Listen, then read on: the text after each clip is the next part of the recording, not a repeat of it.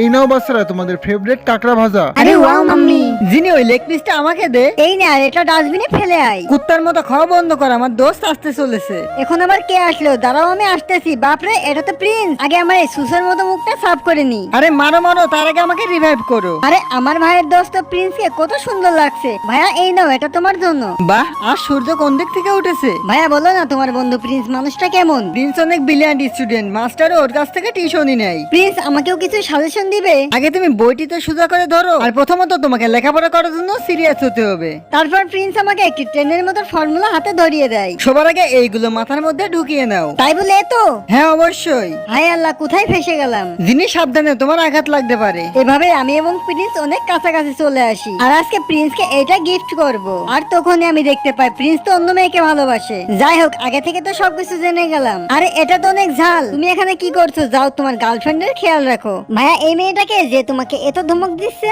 আরে এটা আর কেউ নয়, এটা তোর ভাবি হতে চলেছে।